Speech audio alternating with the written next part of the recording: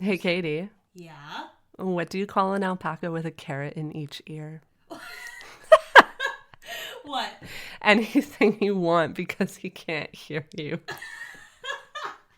That's a terrible joke. That's like one of those jokes, that you can just sub in like any animal and it Yeah, works. but I actually loved it so much. Well, hello, alpaca pals. So, I know that when most of us think of a new destination to visit, we browse Instagram travel pages, or maybe we scroll through Pinterest in search of inspiration. And there's some destinations that always appear. For example, the beaches of the Thai Islands, the cenotes of Tulum, the temples of Bali, and the blue roofs of Santorini. But some of us avoid those places, and this is why. Many of those places are suffering over tourism, which results in crowds, expensive prices, and arguably a lack of authentic culture and experience. So we seek untouched destinations. This is exactly why in 2017, Lucas and I decided to go to Myanmar. After traveling Southeast Asia for a few months, we were fed up with the tourist crowds, so we boarded a plane to Yangon. This was the most empty flight we've ever taken in our lives. It was literally Lucas, me, and one other couple. Although things are starting to change now, our experience of Myanmar was unlike anywhere else that we've ever been, and that was because tourism hadn't yet developed there. That's why there was essentially no one on our flight. But our trip to Myanmar was met with criticism from some. Some called it dark tourism, because the country was in the midst of the genocide of the Rohingya, an ethnic minority that live mainly in the northern region of Myanmar's Rakhine state. But we felt that our visit could have a positive impact. We made a point of positively supporting small and local businesses that weren't government affiliated. In November 2019, The Guardian published a headline that read, "Concerns over rise in dark tourism in Syria as the war enters the ninth year." The piece argued that there had been a rise of Western tourists heading to Syria and that they've been met with criticism from locals. Tourists headed to Saudi Arabia and to Afghanistan are also met with similar criticism.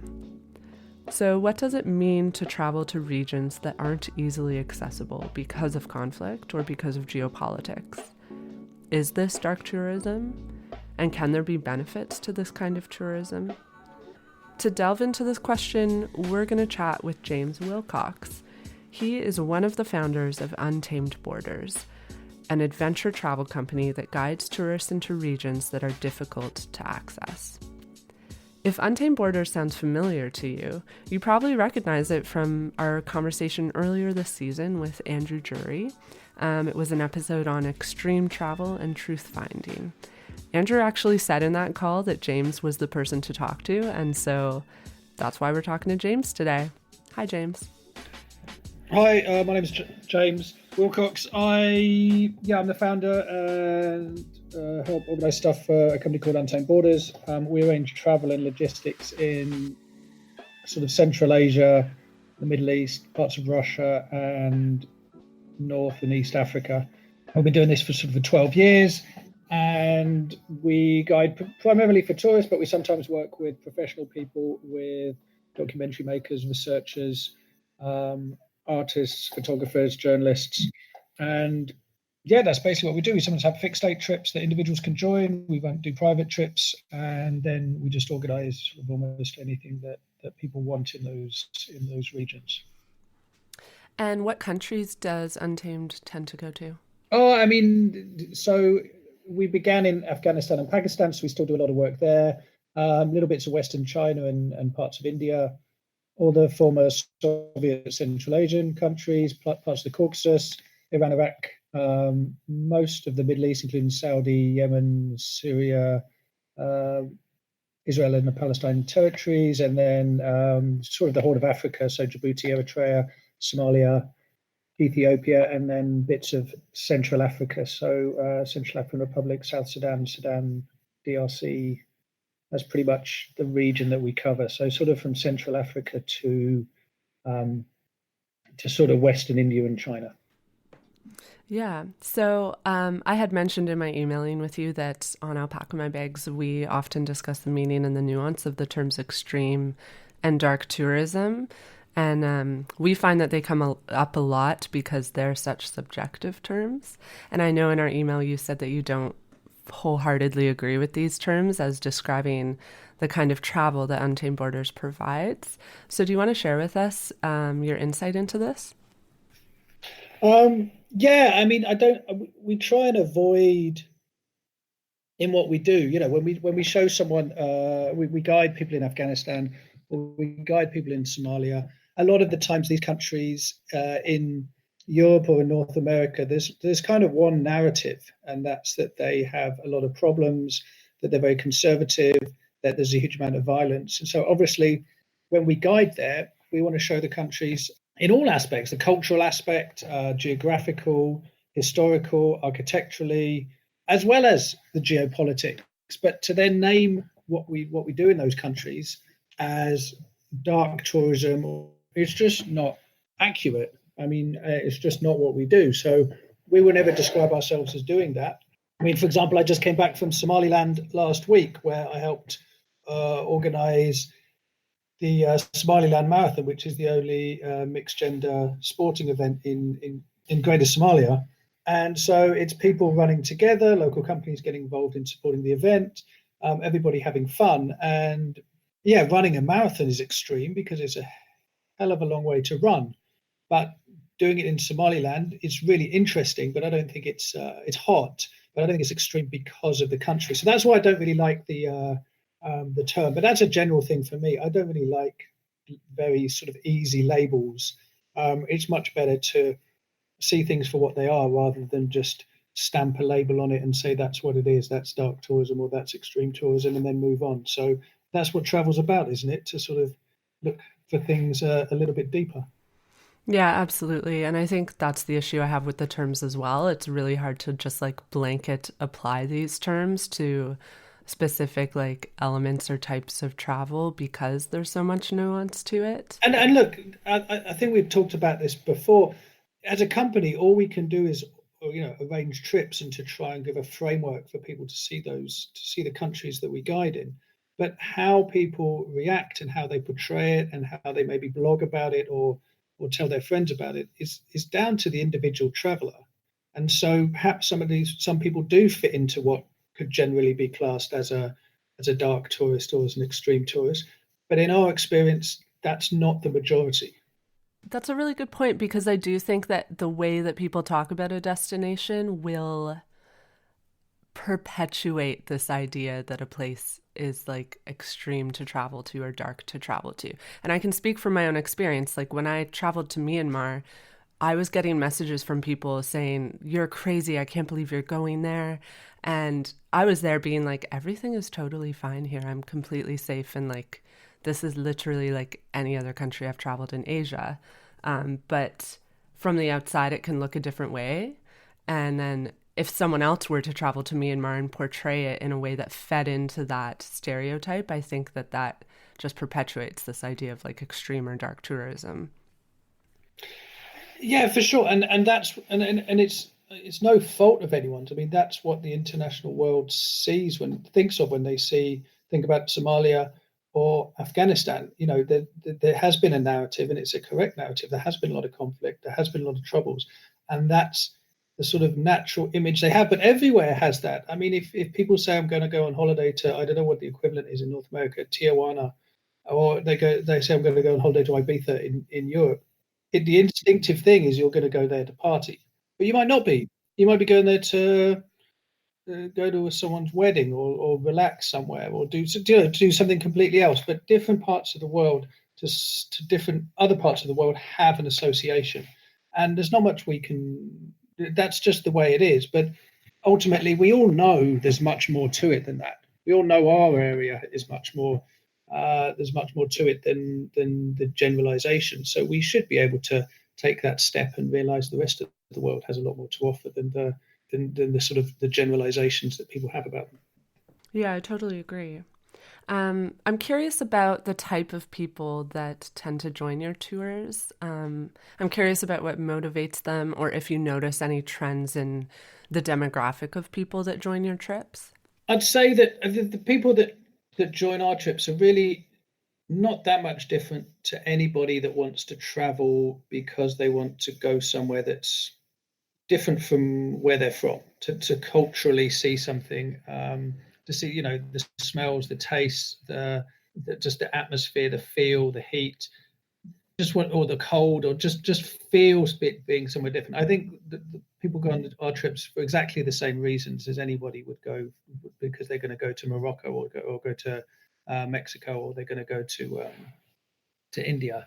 I would say that generally the people that go on our trips have usually traveled quite a lot. It's unusual that someone wants to travel with us and it's the first time they've gone to another part of the world. So usually the people that travel us have some experience, and the majority of them have traveled independently to a greater or lesser extent. So we're fortunate that we often guide people who have a lot of experience, a lot of interest, and a lot of insight into different parts of the world. So especially on the group trips, if it's a good group, you really get to meet people who have done some amazing stuff. I'm just trying to think recently, a guy that used to have his own business doing overland travel, across Africa back in the 1970s, selling his trucks to taking 3 trucks and selling 2 of them in Nigeria because he could get a good price for it, and then driving the final one down to South Africa.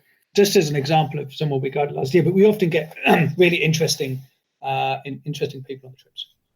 Yeah, but they tend to be people who are like experienced travelers. I would say they're generally people who have traveled a fair bit, but like just having set foot in a lot of different countries for a longer amount of time, it doesn't always give you insight. So sometimes, you'll have people who have traveled to a lot of places, but you wonder what they've perhaps learned from that. Yeah. So a couple weeks ago, we interviewed the women behind the campaign No White Saviors.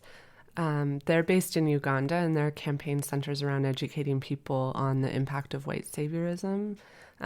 They do this by using Instagram, which is a really interesting medium to use, I think, to educate people. They're obviously trying to reach a specific demographic. But something they mentioned in the interview is that they notice that people, especially Westerners, will travel to Africa because they want to see what Africa doesn't have rather than what it has.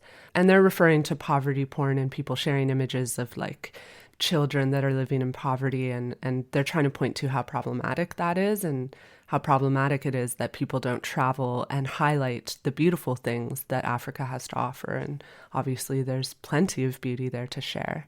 And I feel like when traveling to a country that is in the midst or has been in the midst of conflict, you could almost go into that territory.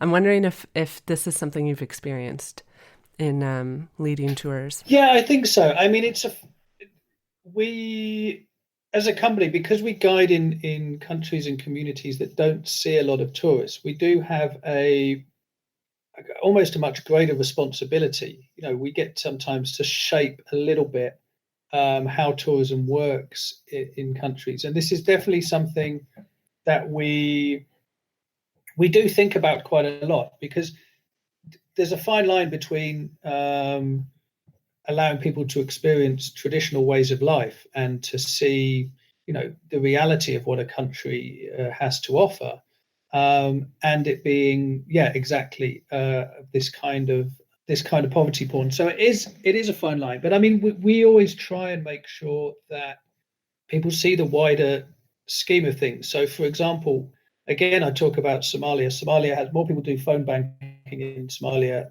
per capita than any other country in the world. And Somaliland recently, with their elections, were the first people to have full biometrics when having their elections. So we always try and pull out little facts and little bits of information for our guests that perhaps dispel the myths of perhaps countries in Africa being backwards and behind places in Europe, when in certain areas there certainly with sort of money transfer and cashless payments, a number of countries in Africa are way ahead of places in Europe. And the same with countries that are considered to be very conservative. We show that there's other sides of those countries as well. Countries sometimes can be very conservative in one aspect, but actually quite open in another. And so, yeah, we often try and give a framework for people to see countries in a wider scope. Mm-hmm. I think that's a really good point, and that's something that I've noticed just in like browsing the tours on your site. It seems like there is definitely an educational aspect, which is important, and I think that's probably a main takeaway for people who join your trips. Yeah, for sure. Although, like I said, you can only give a framework for people to see the country through it. I mean, however much we could try and give as wide to try and give people a wider view of the country they're visiting or the region they're visiting as possible. Someone can always just take the pictures that they want and go back home and portray it in the way that they want to. So there's only so much that a tour operator can do. But I think if we act responsibly, communicate, the guides and us as an operator, we communicate with the communities that we visit. As long as the communities we visit are comfortable and we feel that they're not being exploited, then I think that we're not too far away from it, from it being a positive experience. Yeah. Um, I actually saw you in one interview, I think it was on YouTube. You mentioned in it that you don't think that people come because it's risky. You can engage in risk in other ways. But then what is it that motivates these people? Like, do you think that obviously there's a difference in the type of person who's going to say, yes, I want to go on a tour of Afghanistan instead of like a tour of France. I feel like there must be a difference in these types of people. Yeah, but possibly. But what I don't think it is to do with risk in the way that people do risky pursuits like steep skiing or motorbike riding or parachute jumping or bungee jumping. This kind of like adrenaline buzz. I don't think this is what when people are saying, "Oh, people are interested in doing something risky." This is not what a trip to a lot of the countries that we guide in feels like. I think it's more that perhaps people have travelled and they've been in areas which perhaps have Foreign Office travel advice or state travel advice, and they understand that security is much more nuanced. Risk is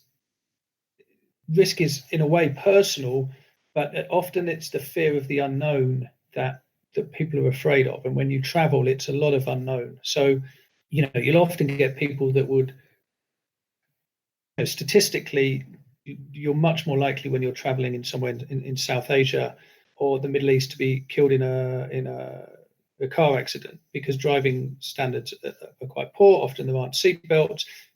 Statistically, there are certain things that are much more likely to harm you, but people don't consider them risks because they've identified those risks. They accept those risks and they think, well, I've been in a car before, so I kind of understand how it goes. Whereas it's the unknown risks that often people are afraid about. So if there's anything that perhaps links people together, it's an understanding that the risks to travel to somewhere like Afghanistan from an insurgency incident or something like that is actually much less than perhaps the general perception is. You have me thinking just about like even myself, because I will admit, like, I look at your tours and I think like I would really enjoy them. And it makes me think about how over the last 10 years that I've been traveling, I've slowly I've become more interested in countries that are quote unquote off the beaten track. And I think that this points to a personal gravitation towards trips that are more and more, I'll use the word different. And I've also used the word like challenging, like trips that challenge me more in terms of like challenging my personal comfort and just different cultures. And sometimes I worry that I inadvertently exoticize other cultures and regions by doing this. Because, for example, like I recently went to Mexico City and a lot of people love Mexico City and they have great things to say about it. But when I left, I wasn't that blown away by it. And when I thought about why, I think it's because it wasn't different enough. And I guess what I'm asking is like, is that problematic? Do you think like you can end up engaging in ethnocentrism when you have that attitude towards travel? That's, it's a good question. I think there's something about travel to a region where there's some really interesting stuff to see, physically and culturally and experience that doesn't see many tourists.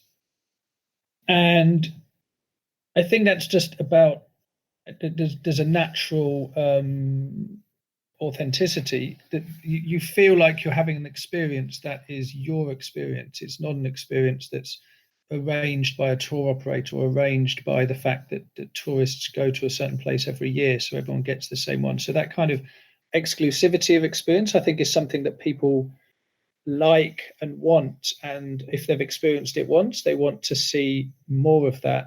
Now, whether that is, and you'll forgive me, I'm not always up to speed on some of the terms. How did you describe it? Potentially ethnocentrism. So it's the evaluation of other cultures according to preconceptions originating in the standards and customs of your own culture. So in this context, what I mean is constantly trying to look for cultures that are further and further away from your own standard and custom of culture, and that becoming almost exoticized. Yeah, I think there is. I think, and we don't do a huge amount of it. I think there are people that are very keen on, and I'm going to use quotation marks, kind of tribal tourism. And I think that's very much, often it's a visual thing, often it's photographers. They want to go to see people who live in a very different way. And I think that can be exoticizing things a bit. And ultimately, it leads to the deterioration of those traditional ways of life because the tourism kind of takes over.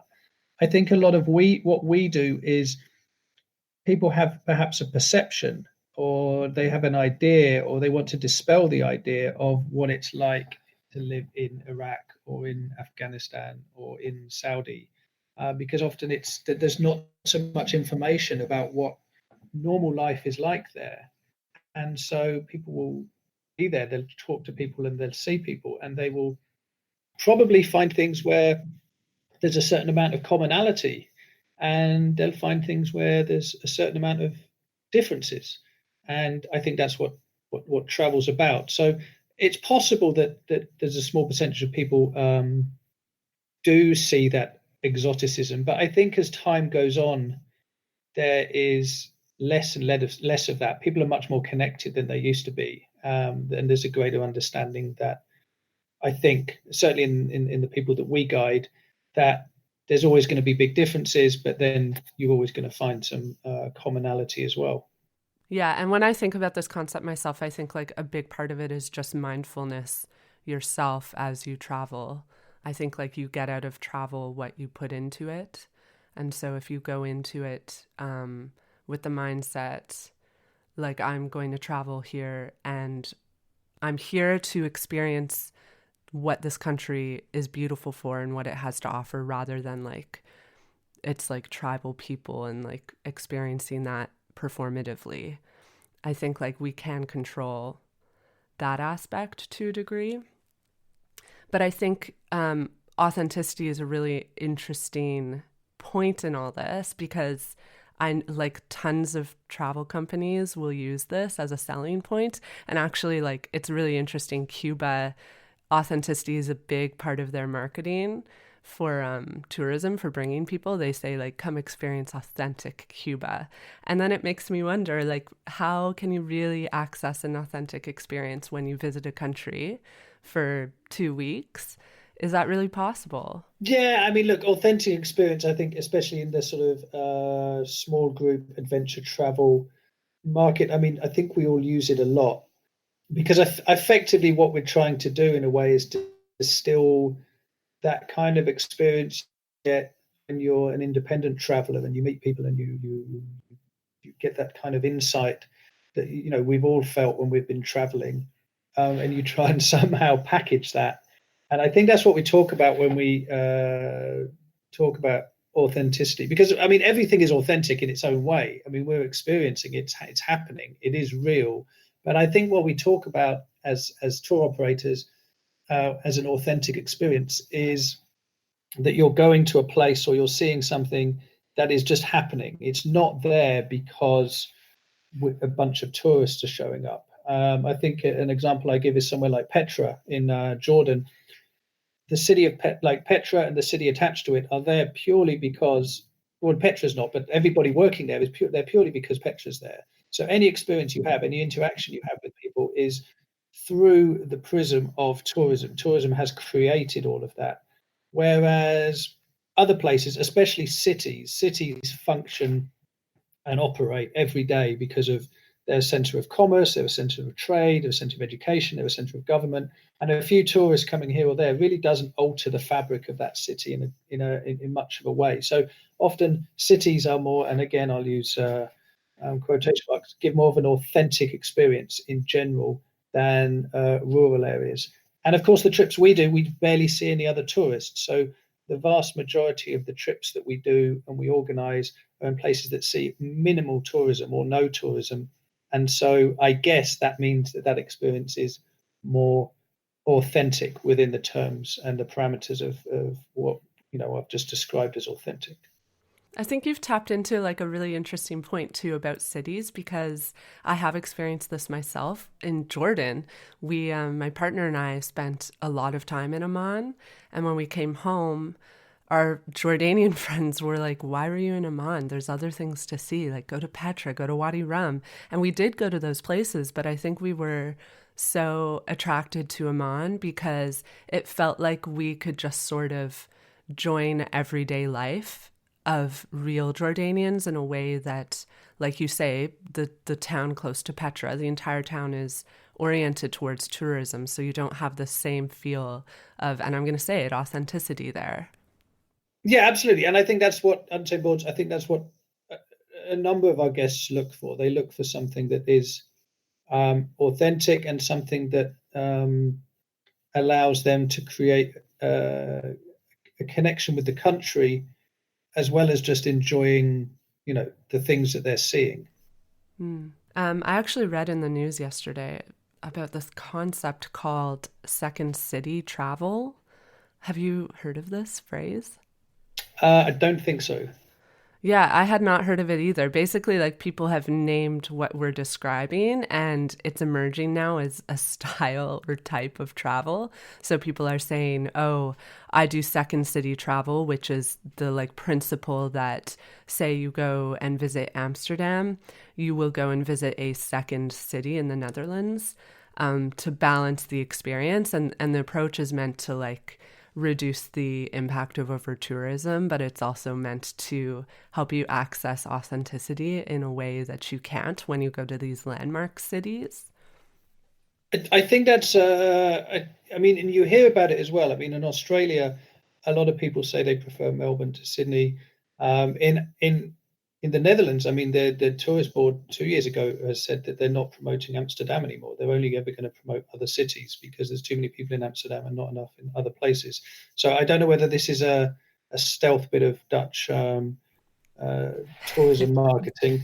But yeah, I think so. I think, you'll often talk to people and you'll describe a city and someone will be like, oh, I loved it. I had a great time there. And, it's a city that's got nothing really to see, but it's a typical city from that country, and you get that authenticity, and it's great. I think they're perfect examples. You can't do that as a tour operator. You can't say we're going to go to the city, there's nothing really to see, but we're just going to hang out and you're going to feel how it is. It's really you can't really do that. Yeah. As an independent traveler, I mean, just going to a nondescript city is always a great adventure. It can be awful, but it can give, you can have experiences there that, you'll always remember.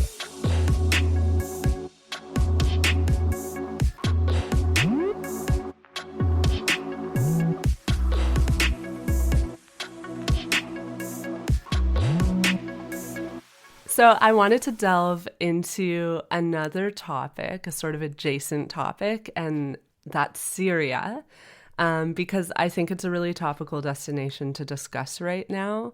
They've been in conflict now for over 9 years, but tourists are now going there. And this has been noted in the news recently, I've been seeing. So for context, our alpaca pals who might not know, Syria is in a civil war that's led by the Assad regime. This has resulted in the deaths of over 500,000 people and displacement of half its population. James, I think that Untamed does bring tours to Syria, yes? We've guided people to Syria since 2017. Yeah, so we do. We do take people to Syria. Absolutely. So, in an article that The Guardian published last November, they reported that some local Syrians aren't happy to see tourists coming. They're saying that Western tourists coming has been met with fierce criticism. For example, Bakri al-Obeid ran a small tourism company in Damascus before the Syria uprising began in 2011. And according to him, this is a quote from him, what the tourism companies are doing now has just one goal: normalization with the regime. They are doing this to show the world that Syria is safe and fine and the war is over. These trips whitewash the regime and let the world forget the atrocities committed against Syrians. It is really depressing and painful to see tourists come to your country from overseas when your house is confiscated by the regime and you can never go back home. So, of course, this reflects the feelings of one Syrian. I don't think it would be fair to assume that all Syrians feel that way. I've actually read in other writing and reports from people who've traveled there that many Syrians are very happy to see tourists because to them it's refreshing to see foreigners coming again. But I'm curious what you think about this point about whitewashing the regime.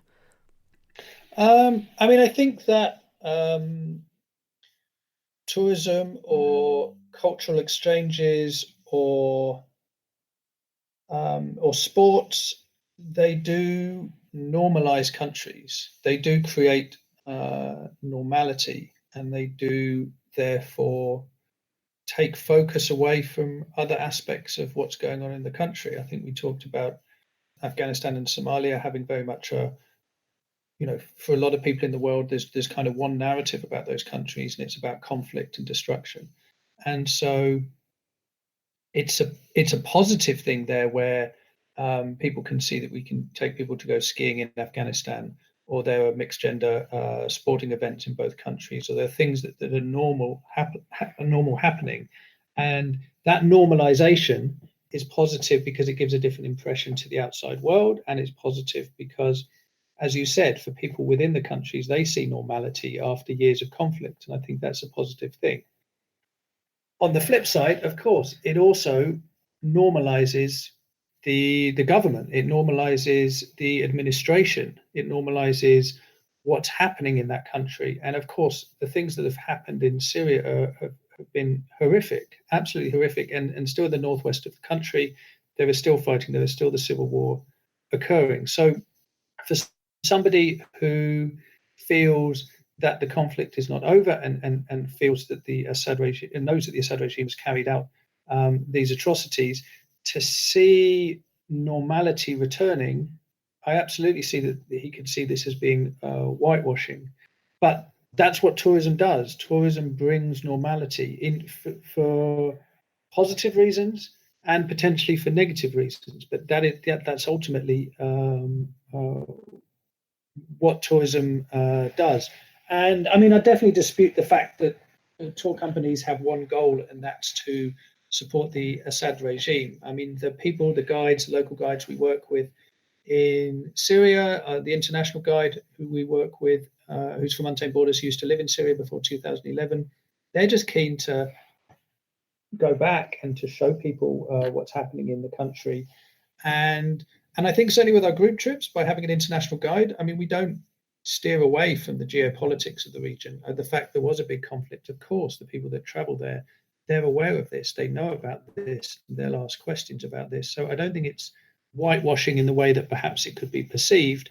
But on the flip side, I do agree that any international tourists or international sports people or international culture people going to Syria or going to any other country, they do normalize it, and that's the reality.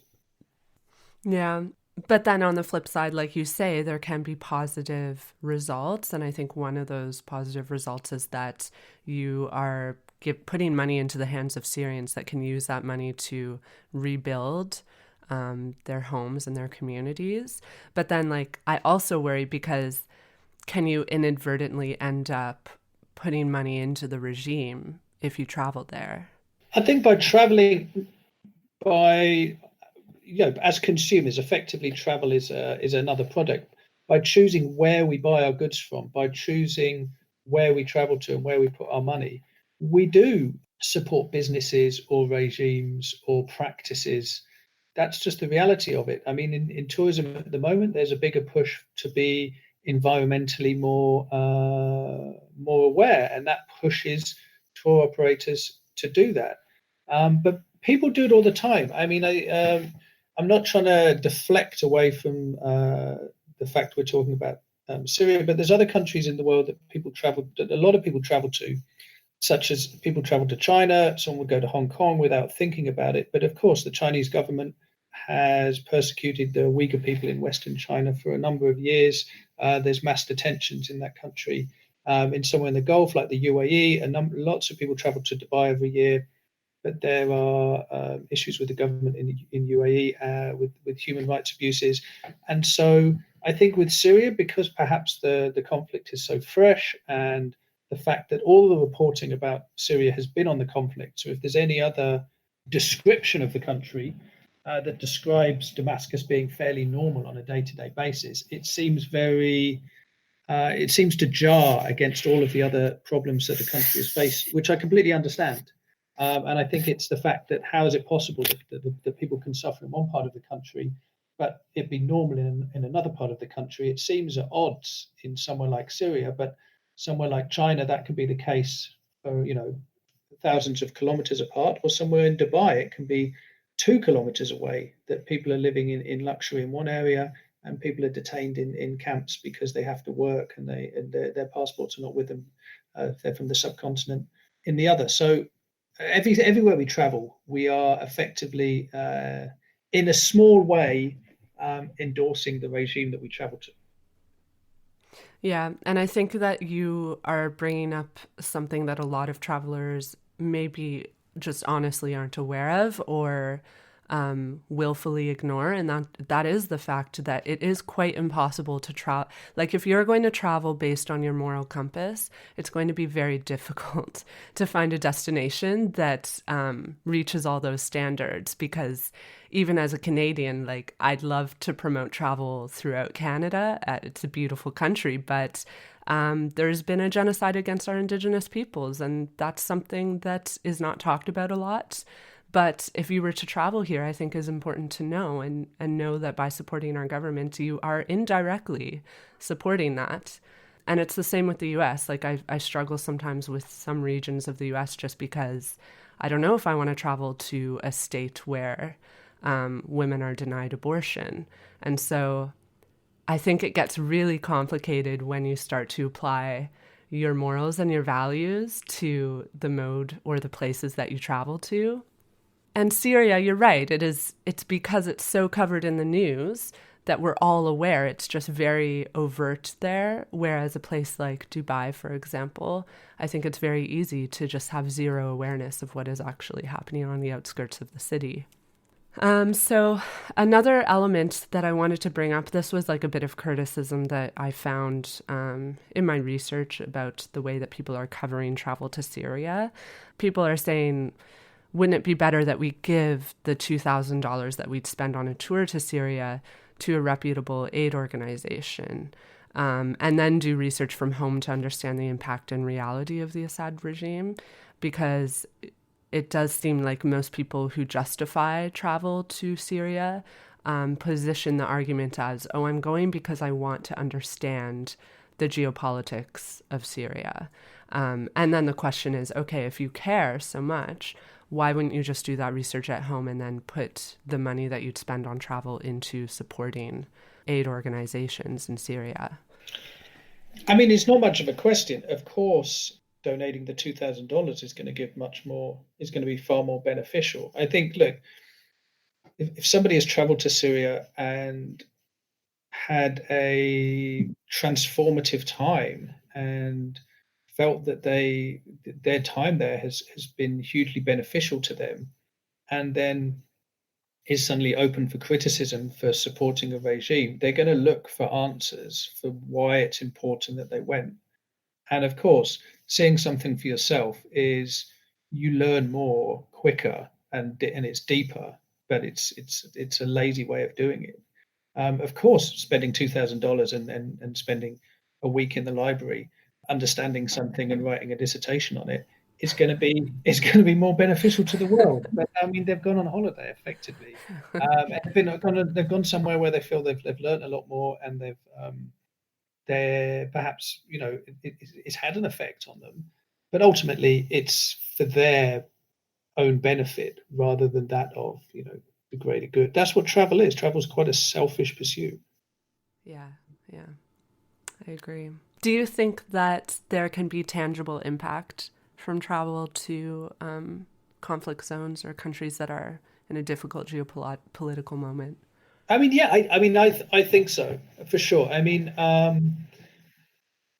if I look at some of the work we've done I mean, for example, in Iraq, we organized ski tours in Iraq. This was our fourth winter doing it.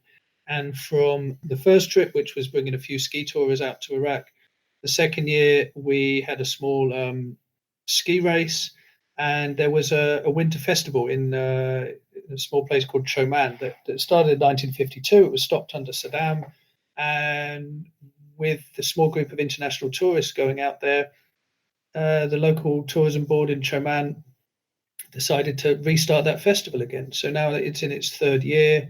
There are men and women skiing. There's an organization called Free to Run that creates safe space for women to do sports in post-conflict areas. And women, from part of their program, from refugee camps, from IDP and refugee camps, so these are refugees from Syria and from internally in Iraq, go and have a week learning how to ski tour, getting away from the camp, and just having a positive experience. So this has sort of been started and sort of promoted and helped by the international tourists that go there. So I do feel that you can, with buy-in from the local community, with looking at things from a bigger picture, with creating the correct framework, that tourists and visitors to countries, to post-conflict countries, can bring a positive message and can inspire people to see a better future, a future with international people turning up, which allows people to invest time and energy to create things that perhaps they wouldn't have felt like. And there's one other thing that I would mention from a dozen years of guiding in Afghanistan and other post-conflict countries. Having a group of tourists show up, usually the first question asked by people we meet is, what organization do we work for? Because almost entirely the international community that people that they will have seen are there to help. They're there because Iraq or Afghanistan is a mess, and they need international people to go there and help, because people can't help themselves. But by bringing tourists, that's not people going there to help because they think the country is a mess. They're going there because they think the country is culturally interesting. They go there because they think the country is beautiful. And that is a positive message to spread, that you're not going to Afghanistan because it's a mess and it needs help and people can't manage things for themselves. We're actually bringing people there because they really enjoy it. And I think that positive message is way more outshines the financial benefit that comes in. And of course, there are numerous families across Central Asia and the Middle East that survive due to Untamed Borders clients. But I think the positivity that we bring in the events, the ski events, the marathons, things like that, is actually the big benefit of tourists visiting these areas. Yeah, do you want to tell us about the other things that Untamed Borders is doing to promote social change? So we're involved in organising 2 marathon races, one in Afghanistan and one in Hargeisa in Somaliland. And both of them are the only mixed gender sporting events in those countries. So in Afghanistan, this year will be the 6th marathon of Afghanistan. Last year, 775 people ran across a 42-kilometer race, a 10-kilometer race, and the kids' 1-kilometer race. And half of those people were Afghan women. So we bring across about 20 international runners every year. Their entry fees and from a local telecommunications company allow us to put on the event. It's free for Afghan nationals. And so it's not a development project. It's a non-profit event, but it doesn't need outside help. It doesn't need outside funding. It doesn't need crowdfunding. It doesn't need any of that because it's self-sustaining. It's a self-sustaining event. It's organized predominantly by Afghans with a couple of international people helping.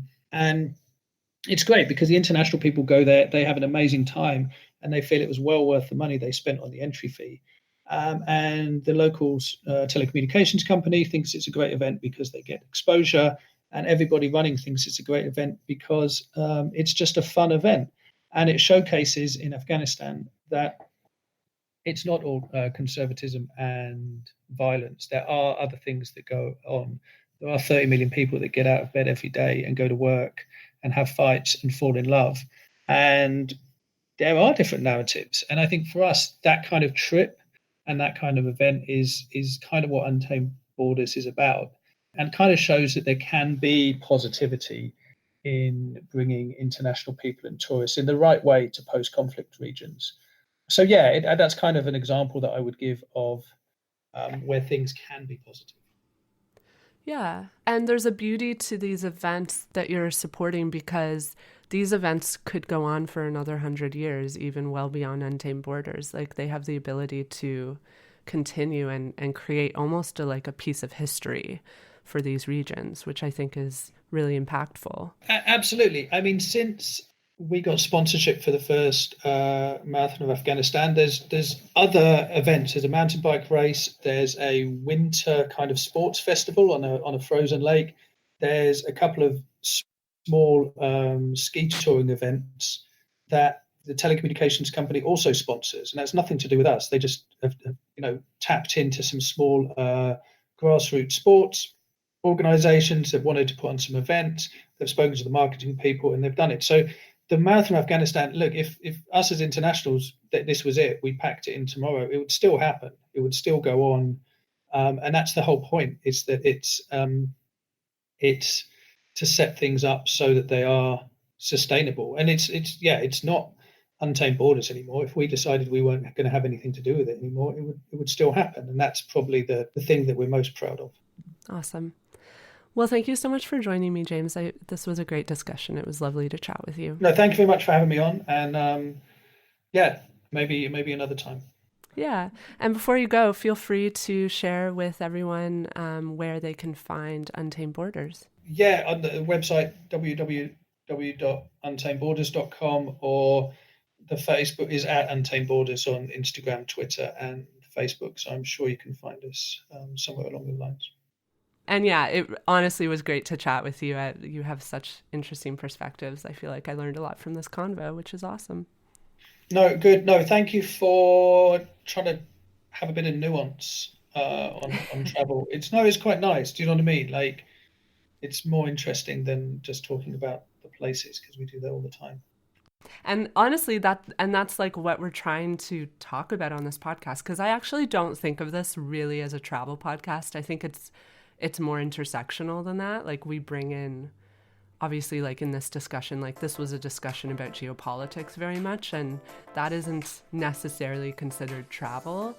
It's sort of like we're talking about travel, but we're bringing in like different elements and lenses to that theme. Yeah, God. I mean, look, I've just slated off China and the UAE and Syria and all of these countries as well. So probably won't want to travel anywhere there.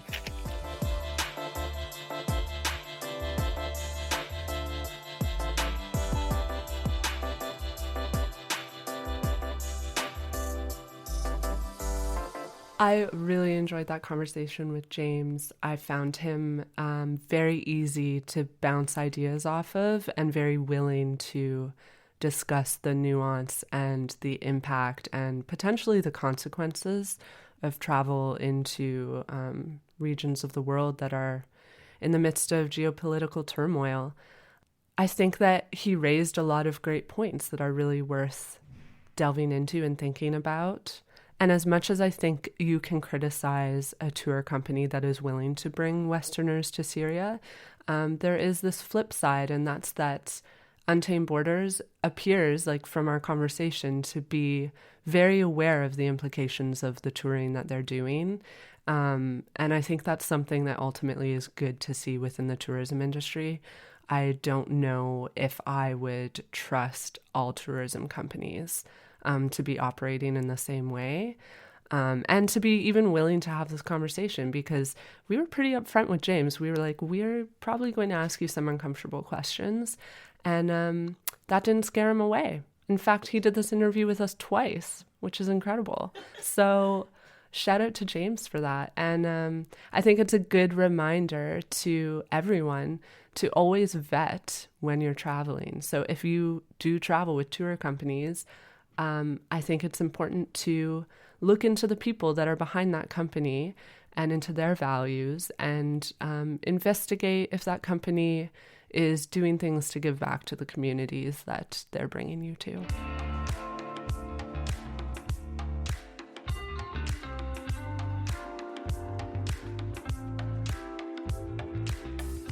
Well, Alpaca My Bags is written and hosted by me, Erin Hines, and it's produced by Katie Lohr here in Toronto. If you'd like to get in touch with us, you can find us on Instagram and Twitter at @AlpacaMyBagsPod. And tell a friend about this podcast. I don't even want to say if you'd like to get in touch with us. I don't think that's as important. But I don't think it's important. I think we should be like, tell your friends about this podcast and leave us a review. Well, you said both. Well, now I've said both. Should we just share this little combo? You said. Alpaca Pals, can you leave us a review, please? We would really appreciate that. It really helps.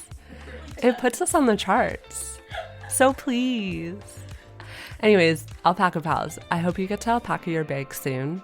And remember, take that train instead of the plane.